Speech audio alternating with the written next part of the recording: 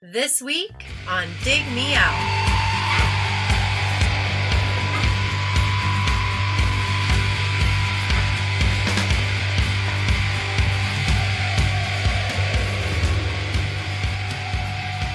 With your hosts, Jason Zia and Tim Minichi.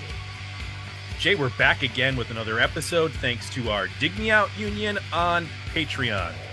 Join the union to vote on albums, pick one to discuss with us on the show, get access to bonus episodes, and our private Discord community. Keep the podcast ad-free and make the next episode happen by joining us at digmeoutpodcast.com. Jay, we have another patron-selected episode, and this one, and this band, and this, not specifically this album, because you could choose from any of their 90s albums, but this is a band that probably we should have gotten to a few decades ago, because they're kind of important when you talk about the 90s. But in the true fashion of this show, we have waited 15 years. And luckily, we have community members that are like, you guys, you got to talk about this band. There's so many bands. But we've done 2 Greta and Paw episodes. So we're trying to make that up this year. And to help us do so, joining us from the Windy City once again, Mr. Jim Copany. How you doing, Jim? I'm doing great. How are you two doing? We're doing very well, I think. I can't speak for Jay because I can't match his tenor. But he's got a deeper voice than I do. And we are talking about, well, you're going to tell us what album we're going to talk about and what artist we're going to talk about. Lay it on the people. We are talking about the Flaming Lips in a priest-driven ambulance, parentheses, with Silver Sunshine Stairs. Oh, my version doesn't have that. I think that's the supposed full title, but I've never call it anything other than in a priest-driven ambulance. But it's the Flaming Lips, so anything that seems obvious and straightforward is probably turns upside down. So last year we did Crooked Rain, Crooked Rain. The year before that we did Blur. So I think the only connective tissue is indie rock, is what I would say. From the 90s. From the 90s. Because even though Blur was a huge band, that was sort of like their indie rock album in a way, I guess. Yes, it was when we discussed it, we definitely touched upon the fact that it was kind of their pan to American indie rock back in the day in particular. Yep. Now this album, In a Priest-Driven Ambulance, I'm just going to call it that. I'm just going to say Priest-Driven Ambulance, so I don't have to repeat the whole thing every time. This came out in 1990, and this was actually released on Restless Records, which Restless Enigma, which I don't think it's not this album. When do they move to the major labels? Is it hit the it's next album is when they move to Warner Brothers, and that's where the Lips as we know it start to happen. But it's because of this album that we get 2 important people in the band. One is Jonathan Donahue, who would later go on to form Mercury Rev, who we talked about many, many years ago. Yep. And then Dave Fridmann. I think he joins on this record as well. This is the first time he produces them, yes. Yeah, it's the first time he produces them. And Dave Fridmann went on to have, again, like a huge career with Mercury Rev, but then also as a producer. This is considered like their jump from, I have actually listened to the entire Lips catalog like once or twice just to familiarize myself. And this is like the jump. Like this is where they start to solidify like what they are as a band. And then the rest of the members, which I think people should know, Wayne Coyne is the vocalist and guitarist, the ringleader, I guess you'd say, of the Lips. And then you have Michael Ivins on bass. Is he still in the Flaming Lips, or I think okay. No, he's still technically part of the band. Michael and Wayne are the only 2 members that have been in the Flaming Lips the entire time they've been a band. So I was actually thinking about how nice that is, that even though Michael has not been the largest musical contributor in recent years, that he still is considered a part of the band, which I think is kind of nice. And then Nathan Roberts is on drums for this record. He was not on the previous record. Richard English did drums, which the previous album was Telepathic Surgery, released 1 year before this. And then he played on the next record, Hit the Death in the Future Head, and I think he's replaced. Yes, that's, and then when they make Transmissions from the Satellite Heart, which is the breakthrough, because that's the one that has She Don't Use Jelly. That's when you get Stephen Drozd in the band, who is not just a drummer, he's a multi-instrumentalist. So he added a lot of flavors to the band at that point. But I feel like the majority of people who have ever heard of the Flaming Lips know the Flaming Lips because of Transmissions from the Satellite Heart and because of She Don't Use Jelly. Unless, like me, they had Don't You Realize played at their wedding, which we did. Or Do You Realize from Yoshimi. So I feel like that's another big one that people know. Was that in a commercial? Didn't they do an Apple commercial like pretty early on? I think it was a Microsoft commercial. Or was it Microsoft? I remember that being a big deal because in the 90s, selling out was a thing. And then when we hit the 2000s, bands were like, we're not making any money, so we're selling out. Right. So like Hums was in a Cadillac commercial, and these guys were in a Microsoft commercial, and a lot of bands were doing commercials. So how long have you been a fan of the Lips, and when did you get into them, Jim? I think this was probably the first album I heard. So this was definitely when I first started going to college. I remember this and hearing it playing from numerous stoops and spending lots of times with friends sitting on said stoops having beers and listening to this album over and over and over again. So we were well primed for where they went from here. But it was, I agree with you. This is kind of like where everything starts to lock into place, even though, you got Jonathan from Mercury Rev in the band, and you've got the Nathan Roberts on drums. Like, they're only there for this album and the next album, and they're gone again. But I think it was This is where Wayne starts to kind of focus on trying to write at least a thematically themed album. I think on the prior one, they had tried to do sort of that thing, but they did the Pink Floyd approach of let's do a sound collage album. Pink Floyd famously tried to do an album made with kitchen instruments and making breakfast and stuff like that. And they got a couple weeks into it and were like, well, this is really hard. This is not going to work well. And the playing this like, guys, I can't play this blender. Instead of an extended sound collage, why don't we keep part of the sound collage and write a bunch of songs? So we did that. And then on this, as I'm sure you heard, it's much more succinct songwriting. Mm-hmm. You already hear the Dave Fridmann, production style coming in, especially on the drums and the guitars, where they just get bigger and bigger and bigger on a small budget. Right. I just have to say, I want to see that movie where Pink Floyd goes in and tries to make the sound collage album and then gives up. Sid Barrett whisking eggs. Very Spinal Tap. Guys, record this. I'm whisking these eggs. You can actually hear portions of it. It survived. I think it's on the Adam Hart Mother album under the name Alan's Psychedelic Breakfast. You can hear some of the stuff that they had worked on. They never got to the album length. Oh man. Sound collage. There's a track where it's just he pushes the toaster button down and just waits. It's like John Cage, and at the end it pops up, and that's the end of the song.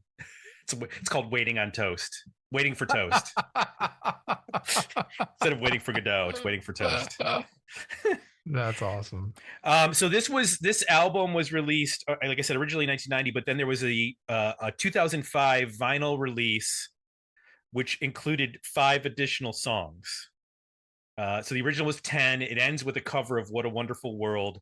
And then there were 5 additional, which if you go to, streaming services and whatnot, it's going to be there.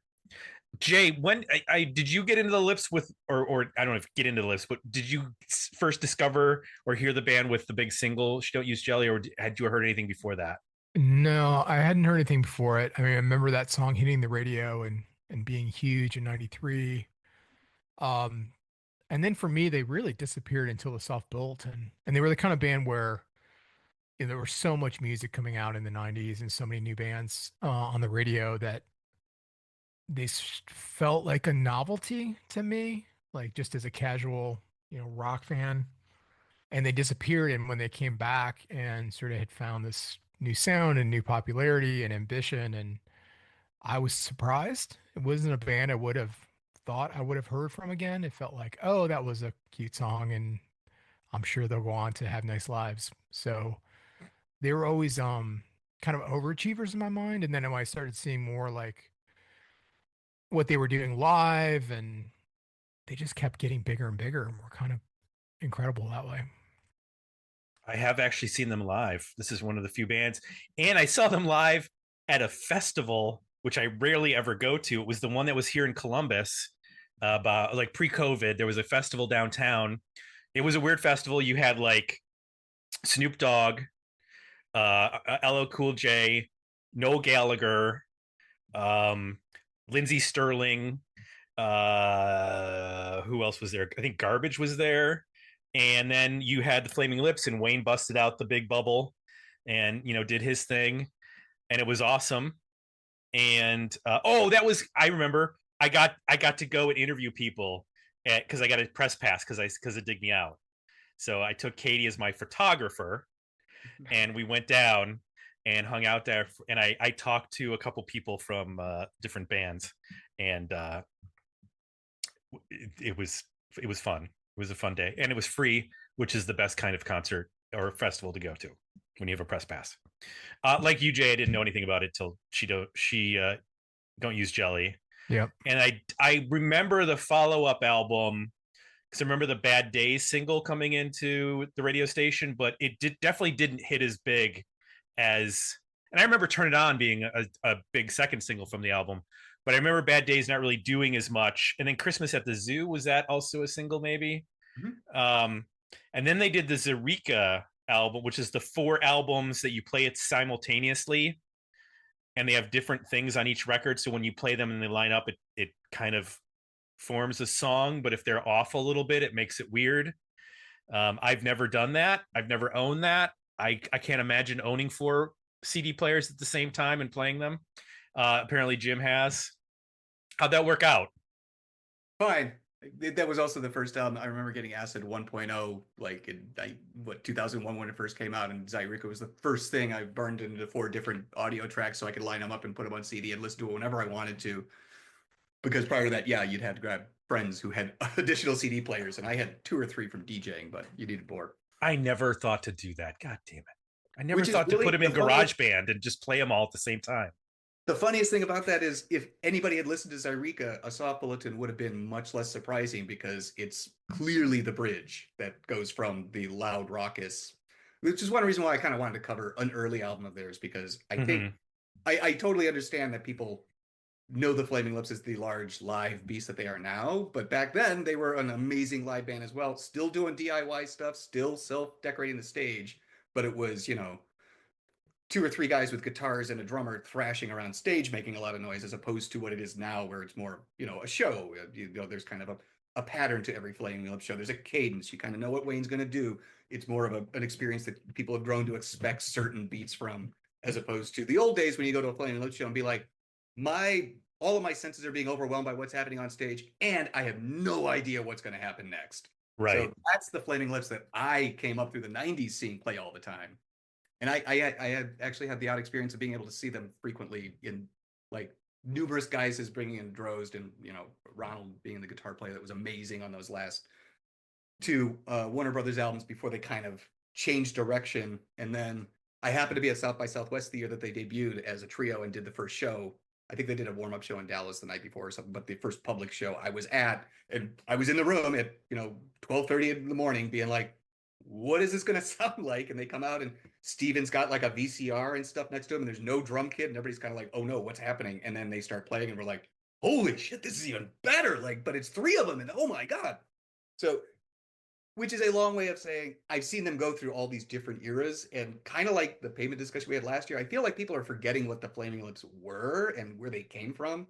And I think if you kind of get into that, more people who enjoy them now might dig the early stuff more, or they might actually appreciate kind of that such a strange band is still just kind of chugging along.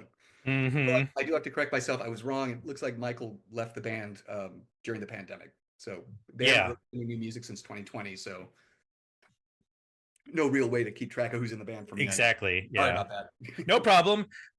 So for people who don't know, I'm just going to give a brief rundown. They're from Oklahoma City. I think a lot of people know that because they're pretty like proud of being from Oklahoma and doing this all on their own. Sort of like Guided by Voices being from Dayton and just being like, screw it, we're doing our own thing, we're building our own scene, that kind of thing. My little brother was just in Oklahoma City on vacation and sent me a photo of Flaming Lips Alley. Oh, that's cool. They formed in 1983. So this was definitely an 80s band to start. Wayne Coyne has been the only consistent member once Michael Ivins left. The current band is Wayne, Steven, and then Derek Brown on keyboards, guitars, and percussion, Matt Duckworth Kirksey on drums, percussion, and keyboards, and Tommy McKenzie on bass. Their first album, Here It Is, came out in 1986, and that was on Restless Ryko Disc Records.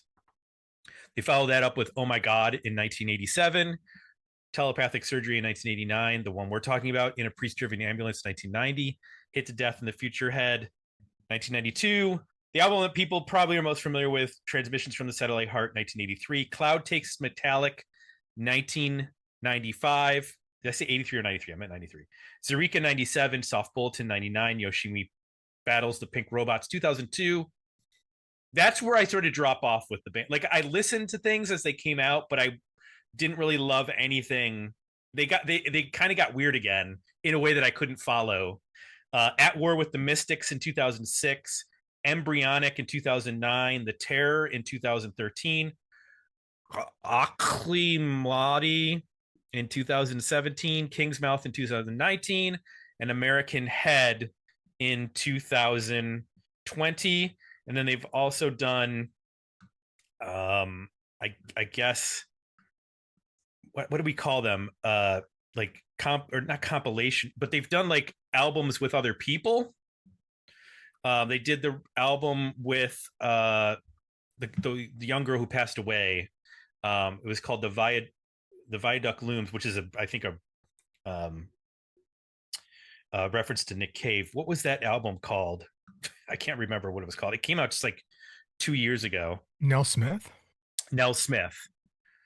They did a record with her, right? Is that was a couple? 2021. 2021. Yeah, it's not on their Wikipedia page. I don't see where, or if it is, I don't see where it is that they did that or where it's listed.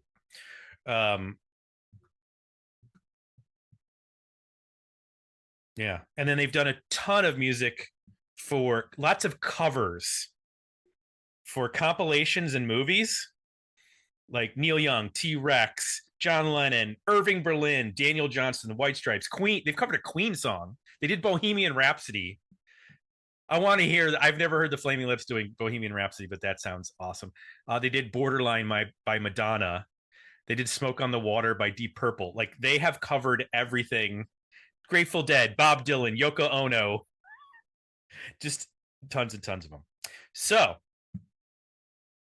let's talk about, and they did the Miley Cyrus album too. I forgot about that. Miley Cyrus and Her Dead Pets in 2015. Weird. Anyway, comments from Patreon. Here we go.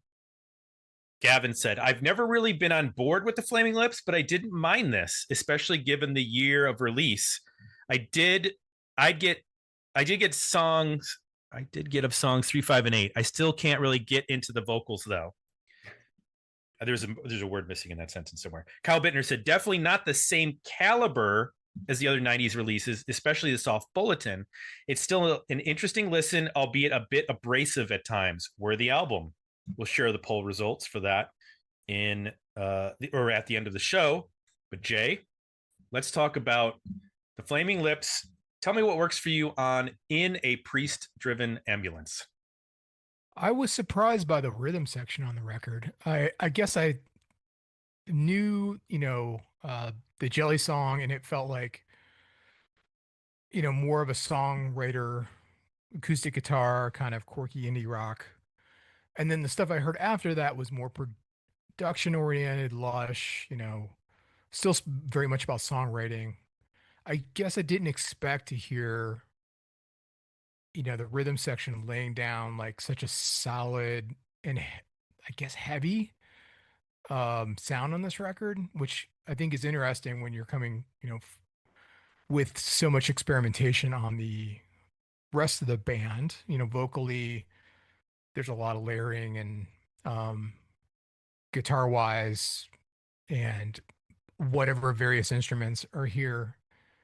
It's all um, allowed to kind of move around as much as it wants because the rhythm section is not just solid, but like it has a weight to it.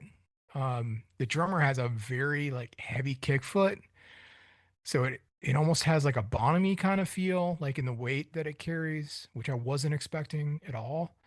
And then production wise, there's a lot of really big drum sounds on here, like arena sized reverb. It's kind of somewhere between at times like a Phil Spector and a Bob Ezrin from the 70s kind of vibe, which again I did not expect. Especially with this being a 1990 record. I was expecting it to be like thinner sounding and just um was kind of taken aback by just how heavy it is on the low end. The bass playing is kind of like the secret sauce here, I think, to a lot of these songs. It's both can be very melodic and kind of drive what the melodic hook is, but then also, just lay down a good low end like rock bass line that again, I think it lets the rest of the tracks kind of do whatever they want to do with them. And then you get just this weight underneath to hold everything together. I think the other thing that does is it helps set up the quieter moments. So on There You Are, when you get to that point where things cut out and it's a little bit, it's sparse, like it pays that off. I think when you drop out, sort of this heavy kind of big rock bass and drum sound, and you just bring it down to a vocal and a acoustic guitar with some ambient noise and some layers coming in, it I think makes those moments feel more special.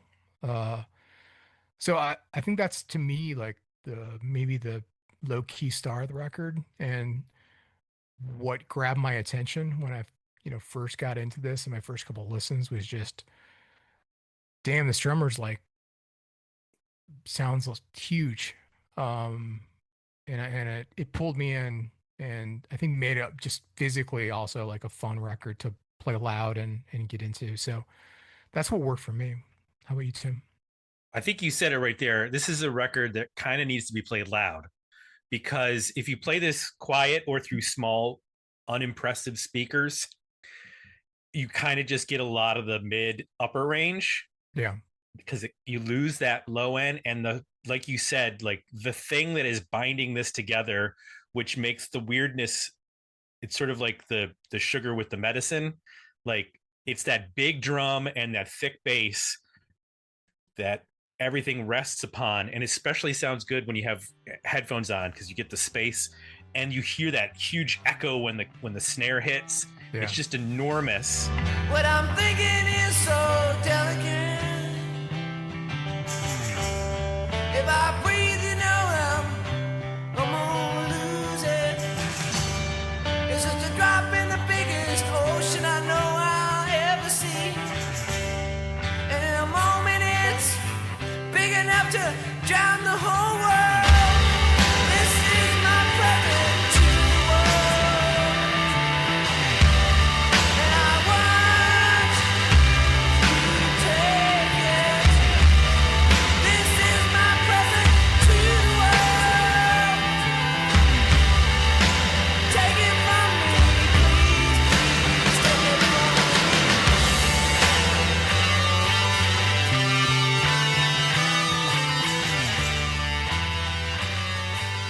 That caught me off. Like I don't normally pay attention to like how the snare is mic'd and affected, but like you hear it and you're like, geez, that is a big snare. It's a big part of like the songs. Yeah. The reverb is almost an instrument.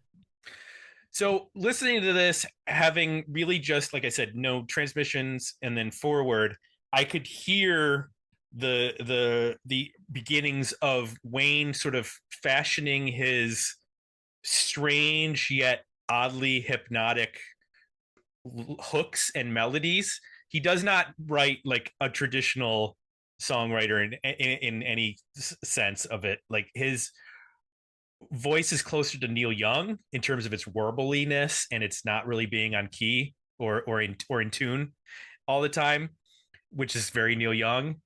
And this sort of sounds like if Neil Young joined Can for a while.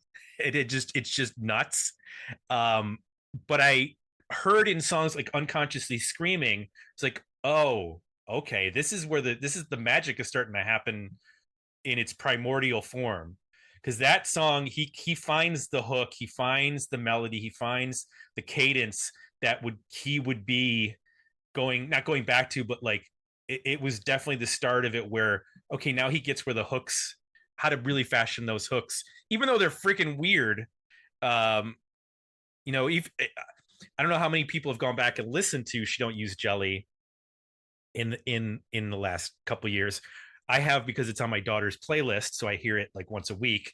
And it's a weird song, even though it's freaking catchy. Like, it does not have a traditional chorus in the way that like She Don't Use Jelly is not the chorus of the song.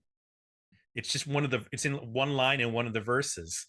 But it's this weirdly hypnotic storytelling, psychedelic thing happening, you know, Floyd and trippy Captain Beefheart weirdness of the 60s that he is able to really sort of condense down into these fairly, I mean, most of these songs are like 3-4 minutes. They're not, except for you know, there's a couple of 6-minute songs that they're quieter, but it's definitely like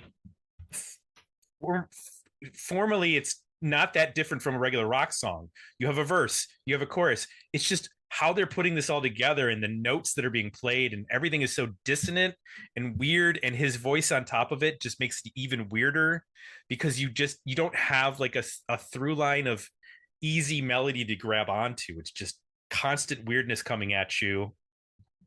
There'll be like a weird guitar thing that's, you're like, is that in tune? I don't think that's in tune. But that is like the thing that they refined so well. So now when I hear Soft Bulletin and those massive drums on that record, I go, oh, well, this is where it started. Okay, I get it. I get what Dave Fridmann was like building towards. And it is definitely a document of the band that I didn't know as well, but it was very intriguing to listen to. So Jim, you've been listening to this album since it came out. I'm sure you have some thoughts. What works for you on this record? That's why it's tough. Everything works for me on this album. I totally hear what you're saying. I do think that when this music first came out, I think it was abrasive and difficult for a lot of people to wrap their heads around. I think that the kick-ass rhythm section actually locking in on this album probably did give it that form that they needed to kind of like coalesce into something that felt more powerful, whereas their prior stuff was a little bit more smeary and less focused. Super fun to listen to, but it often felt like they were just kind of grabbing at whatever idea was out there. And this does feel like it all comes into like a solid, firm package that sort of does point them in the right direction. They're going to shed half the band after one more album and bring in a whole new part of the band that's going to make another massive change, because I think what you're identifying is that Wayne has got an incredibly intensely creative brain that just does not stop, but he definitely works better when there's somebody else to bounce off of. And I think maybe Fridmann came in and started providing that sort of role. And as time went on, Stephen Drozd clearly is like the main person who I don't think we'd have the Flaming Lips today if Drozd had not joined the band and continued to kind of push them in different directions. And right, like it, I'm sure Wayne would still be going on, but I'm just not sure the Flaming Lips as a band would be if it weren't for Stephen. So, which is to say that Wayne, while he is the ringleader and the leader, absolutely knows how to lean on the people's strengths that he is, you know, collaborating and teamed up with. It's also, you know, I don't have many of them, but this is one of the few sentimental albums that just reminds me of a certain time, you know. Mm-hmm. Having been a music writer for far too long, and we don't really occupy that space of, I have favorite albums from when I was in college, and that's where my musical taste was formed, and that's the kind of music I listen to now. Like, I never stop listening to new stuff, so I don't have periods where I'm like, well, that is clearly where I got all my musical taste from. It's like, no, my taste has been moving this entire time. So I don't have the comfortable fallbacks when I'm looking for a sentimental favorite most of the time, because albums just don't exist in that brain space for me. But this is one of the few where this is like first year of college, Stoops, finding other weird freaks like me that are like, you know what, this is good music. Because, well, I did finish high school in Palatine, which has its fair amount of freaks in the 80s. So, but this was the first time I was actually on my own and being like, oh my God, people like the weird music that I like, and actually sit around and talk about it, as opposed to posture about it, or mention it in an offhand way and move on. So it just meant a lot to me, and I kind of miss the crazy psychedelic guitar oriented Flaming Lips. They still play guitars and such, but it's not the same. Like it's just like anything else in the world. The band that made this album in 1990 is not the band that's around today. So like anybody who's expecting something like this out of that band today, they're not going to get it. Right. I even remember I think it was Pitchfork, when they headlined Pitchfork, they did a whole like, you can pick the set list. And I think what happened is everybody started picking super early songs, and they're like, you can suggest the set list. We will choose out of your suggestions. I think that there are certain contingents that probably would love to force them back into this box, and I think that would be a huge mistake, because it's just not what they are. But I would love it if more people listen to some of the earlier stuff, especially now that you've heard all the later stuff. It's not as weird sounding. Time has passed. The stuff that sounded weird in 1989 and 1990 sounds like, quite frankly, children's music today. Like I hear weirder shit on YouTube that parents play for their kids. So I guess that's where I didn't mean to, but I guess I actually have an emotional feeling about this album. Who knew? I understand. I have an emotional connection now that my daughter is into the Lips, I guess you'd say. And like this and all of the stuff I'd never thought she would like Soul Coughing and like weird Cake. Like, what? How are you into these bands? And Kiss and Ghost. There's it's just, and Taylor Swift. That's great. Your daughter's the next generation of music makers, so she'll Exactly. take all that and turn it into something even cooler. So I want to point out, when I was looking around for just info on this album. So Take Meta Mars. From what I read, it was they were trying to cover a Can song, which people don't know who Can were. They were crazy band from the 60s and going on, and they couldn't cover it. They couldn't figure it out. So whatever they were doing, they just turned it into the song. They're like, we can't cover this, so let's just take what we did. And That's great.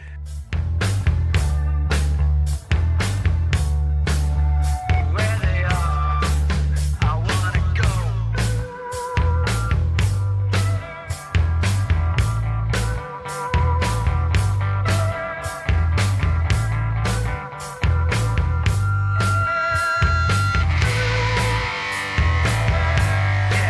And if I'm lost, well, I don't care, 'cause I walk on endless stairs. You say it's me, think it's you. Who could blame us for thinking the way we do? 'Cause we don't care what we are. We don't care. and then my favorite thing is, if you go to Rate Your Music, which is a good place to go for fan and non-professional reviewers to post there. The first review from October 2011, it starts with, "I love drugs," and I think that's such a funny way to start a Flaming Lips review, because I have always thought, like, I like the Lips, but maybe if I took drugs, I would love the Lips. Like maybe it's like with Pink Floyd. Like I've never loved Pink Floyd, but maybe I just need to be really high and watch Dark Side of the Moon, or lined up with Wizard of Oz, and then I will totally get the Pink Floyd thing. So just leaning into what doesn't work, I don't feel like I'm on enough drugs sometimes to understand what Wayne Coyne is doing. I know that this is like a concept album around religion. I mean, it's in many of the song titles. Jesus Song 1, 6, 7. There's this 5, Stop, Mother Superior, Rain, and Raining Babies. And there's just a weirdness that I still cannot wrap my brain around. And I think maybe it's going backwards that's messing me up, because I know this stuff is a little more concise. So hearing this, I'm still like, I don't know that I get this. Like, there's just a part of me that's I'm unconsciously screaming. Shine On Sweet Jesus. I think the first couple songs I'm like, okay.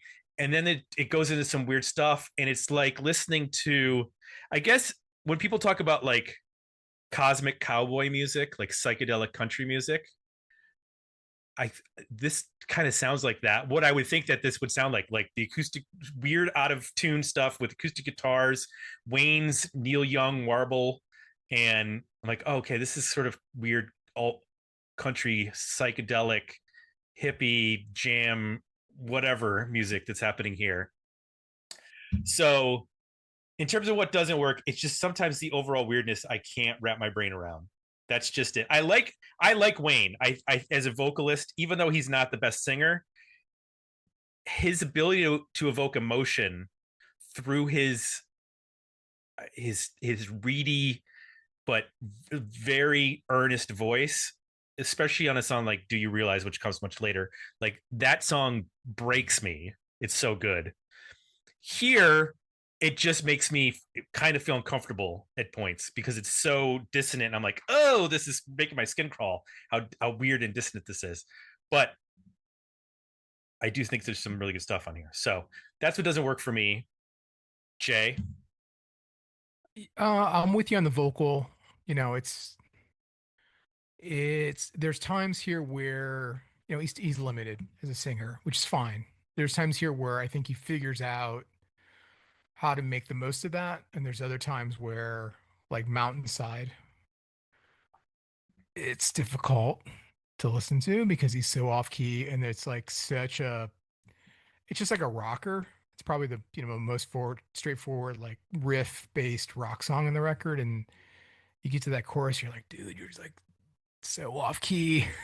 uh but there's some other stuff, like I think when he lays into the countryside, I think works great.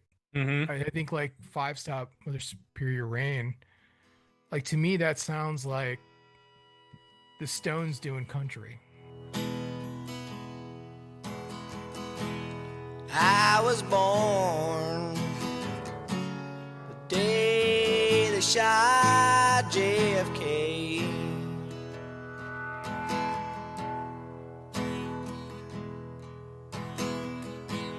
The way you look at me sucks me down the sidewalk.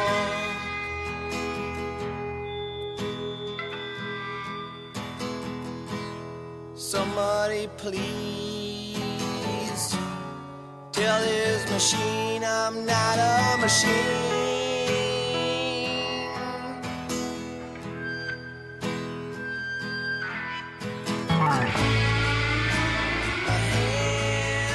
You know, it has that kind of vibe where it's, you know, they're reinterpreting the delivery and the attitude, and you know, it's got a little bit of that twang in it, but you know, their own take on it. And I think vocally it works great. There's no problem. I even think like something like Shine On Sweet Jesus, where they layer in some really unusual harmonies, like super high parts and super low parts, kind of works, you know. So it's kind of like a sketch pad to me, it feels like, where it's like some of the sketches are working out and other ones vocally it's just not quite there yet. They're just maybe trying to be too straight and then can't pull off the straightforward vocal. You know, there's some long run times here. I'm not sure that all of these ideas, I think at 3 minutes, most of these ideas are really compelling and some are brilliant. And at 6 minutes or 4.5 to 5 minutes, I think they're a bit, you know, not that compelling. And I don't know that the world needs another cover of What a Wonderful World. I realize they're known for doing covers, but that's a skip for me. Every time I listen to it, I was like, yeah, they're not, I mean, I get it, but I don't need to hear that song again. So That's pretty much it for me. Was there anything else for you, Tim, or was that it? Well, I just want to say that you mentioned Five Stop Mother Superior Rain. That is the most Neil Young song. Like that sounds it's off with Zuma by Neil Young. It's that long, slow burn, like Danger Bird or Cortez the Killer or something like that, which I love. I love those songs when Neil does them, and I think they do a pretty good job, even though it's almost 6.5 minutes. But it's so weird because I see Jim's perspective of like hearing this new when you're young in 1990 and this comes out, like this would be revolutionary. I would have not listened to anything like this. I would have been like, either I would have been like, holy shit, this is amazing, or I do not get this. 50-50 on that. Listening to it now with the entire catalog in mind, I can hear what was going to happen and the brilliance of some of the stuff later. So this is just more, it's more embryonic to steal from them. Is there anything that doesn't work for you on this, Jim? I mean, I agree with you both that, there could be some editing, some songs could be shortened. Somebody could have asked Wayne if he wanted to sing more in key. I do think it's interesting. There is a version of this album called the Mushroom Tapes. It was long bootlegged, and I think when they re-released this, they finally included it as a second CD. So it's more the demos that the four guys in the band at the time were putting together. And you can definitely tell that they did do a lot of work as far as between the first rough ideas and then kind of finessing them in the studio into something more powerful. And maybe that's the thing that does work for me. I think it's just the sonic power. You guys, I can't remember whether it was Jay or Tim who said it, but that you're expecting it to sound thin, depending, because it came out in 1990. Like we just expect anything that was indie to kind of have that. Is there even a mic near the bass drum kind of recording studio? Whereas this is obviously, and maybe that's why it had such a huge impact in 1990 as well, because we were still, we didn't have Nirvana, we didn't have compression, we didn't have everything sounding like this. This was still, the idea of the drums being thundering and the guitars being massive slabs on top of that, but still have separation was still relatively new, an idea, at least, especially on a more of a shoestring budget, like they would have been relative to a major label band that they would have been dealing with at the time. So I mean, I guess what doesn't work for me is maybe some of the editing choices, but other than that, I love all the mistakes that they make. I think this might actually be the first album where Wayne is trying to start to sing in that higher register more. So I think it's maybe even why it's more wobbly, because he's still kind of figuring that out, because he was singing more in his lower tenor in the prior albums. Yeah, that's what I remember being more art punk, I guess you'd say. And I wish I knew, at one time I knew the exact time that morph happened.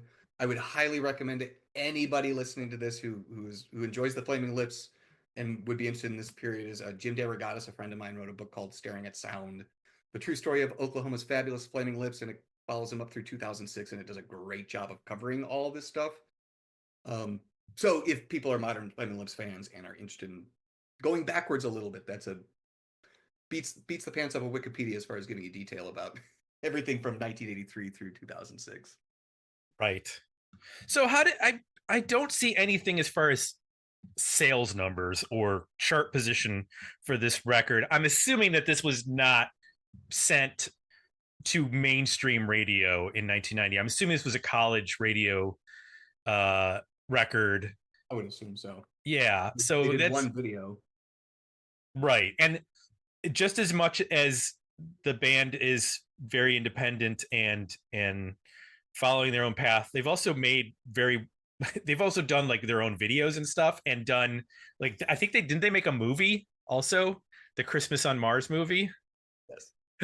It's later years. Yes. And they just shot it like whenever they could. So it's not like they took in 2 weeks and shot a movie. Like over years and years, they're like, okay, we're going to shoot this scene today because we got time. We're off tour. And so it's just like compiled from years and years of super indie weird movie. And much of it is shot in Wayne's backyard, because that's where they've got their kind of big creator studio stuff. So they do all their stuff there. But you were saying sales numbers. I imagine this sold decently well enough on the smaller level because Warner Brothers was hungry to sign him and bring him on board. So they were obviously making enough waves in the indie scene, and they were self-sustaining band. This is their third album, so they've been doing it themselves since '83. So I think that they were probably on the relative level of success in the 80s, doing very well, or at least well enough for a major to be into them, or at least be chasing them down. But again, I can't remember the exact story around that, so it might have been less Warner's chasing them and more of a good meeting at the right time kind of thing. But either way, I'm sure that this was successful enough. I'm trying to imagine a Warner Brothers A&R exec taking them out to some fancy lunch. I still don't know how they're on Warner, and they're still using the same PR guy they've been using with Warner Brothers since time immemorial. That's wild. Yeah, I mean, they certainly stay loyal to people that are willing to support them. Well, and I think the thing I realized when listening to this is like, as crazy as this is, and psychedelic and weird, and the stuff that happened before and where they were going, they've always been able to maintain. Like, there's no point where we have to break up the band because everybody's on drugs and everybody has to go to rehab for 5 years. Right. Like, they've just been steady. Like, whatever they do, they figured it out. They've maintained. They're like Keith Richards. They're like, we're just going to survive, and we're still going to do our weird stuff, and we might, lose. Think about how many bands would have never even made it to Soft Bulletin. Yeah. From this point, that's pretty incredible. Like, I can't. It's hard to think of any other, even just 90s bands that made it through the decade with their hitting their commercial success, heights at the end when they started in the late 80s. That's wild. It's wild. And also that they were so focused that when they did have a big hit, they didn't go, all right, well, now we need to tune down to D and play some riffs. Yeah. Or they didn't become the Wayne Coyne solo project, which is another direction that it could have all gone. Yeah. Yeah. They pretty much have stayed a band continuously, which is, people talk about, what band did you not expect to survive the 90s? Like Green Day or the Goo Goo Dolls or something like that. Honestly, the fact that the Flaming Lips have not burnt out is pretty incredible. Wait a minute, let me get this straight. The band that was on 90210 is headlining festivals in 2025? That can't be. The Peach Pit Band? How is that possible? Well, Death Cab was on the OC or something like that, or so. Those type of shows are a launching pad for the greatest talents of American music. Let's talk about overall ratings for this record.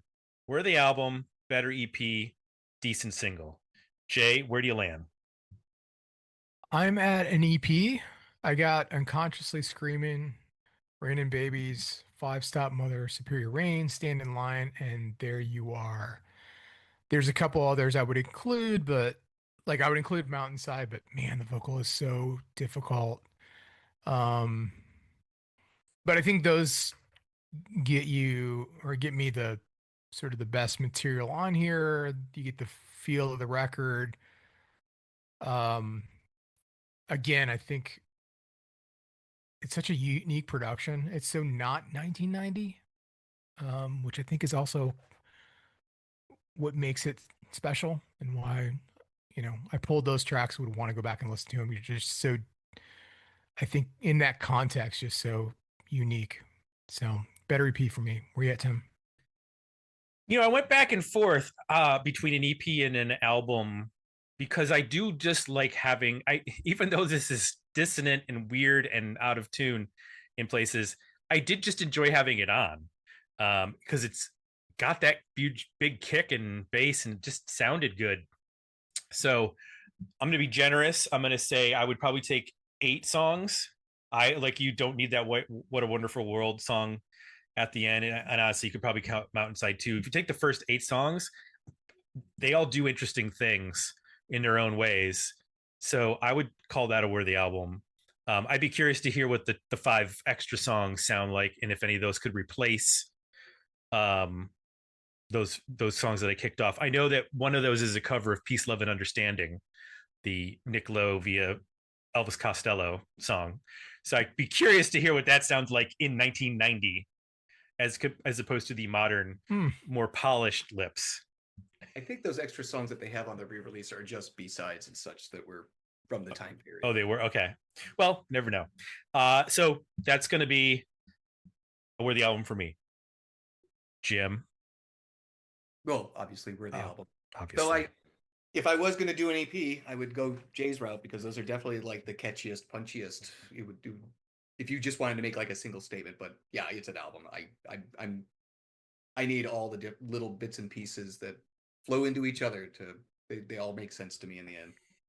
Well, the Patreon community agreed with me and Jim. Gemini. We're going to start a band called Gemini. It's going to be pronounced like Gemini, but it's going to be pronounced Jim and I. We'll be the Gemini Men. There's only two of us. 50% worthy album, 25% better EP, 25% decent single. Someone was not a fan of this at all. We don't really have an option to opt out completely. Like there's no garbage can. Decent single still implies you liked one song on it, I guess, or two songs because it could have an A side and a B side. So I know people. What was it? Coaster? I think Coaster was the other one that people were suggesting. Oh yes, the CD as a coaster. Use the CD as a coaster. I like it actually when you take extra CDs, tie a little string around them, hang them up in the ceiling, and then put a disco ball, and then you get all this weird reflection. Very trippy, perfect for listening to the Flaming Lips. You like to be crafty. I do. I like some crafting. We could sell DIY lips party kits. Yeah. Put some googly eyes on them, you know, some pipe cleaner mustaches. You look great. Coming soon to the DMO merch store next to the hats. There you go. Well, I'm not going to go there. That was a totally non sequitur, unrelated tangent I was going to go on. We're going to go back to saying thank you to Jim for bringing this record to us and for bringing yourself to us and all of your musical history and knowledge and your personal connection to this record, which we know is rare. You don't have personal connections to music. It's all very mechanical, analytical, but this one has your heart and we love it. And thank you to both of you so much for having me and tolerating me. We have been tolerating you for 2 decades. We've known you longer than this podcast has existed. I still talk about going to Chicago and playing for 45 minutes at whatever that bar was, and then getting a Chicago dog for the first time. It's like, well, that's it. The show's over. Go and get a hot dog. We'll see you later. We should tell folks, Jay, what they should do if they enjoyed this. We should tell them that if they want to join Dig Me Out podcast, they can do so and explore our archive of over 800 episodes, all of which are free. History of the band posts and new release roundups every week. New albums, new books, new documentaries, all that kind of stuff covered in the roundups. If you want more, you can become a paid subscriber and unlock bonus podcast episodes covering 70s, 80s, and aughts rock, new release reviews, and access to our private Discord community. That's digmeoutpodcast.com. And while you're there, suggest an album you think deserves to be featured on a future episode of Dig Me Out. For Jay, I'm Tim. We're out, and we'll be back next week with another episode of Dig Me Out.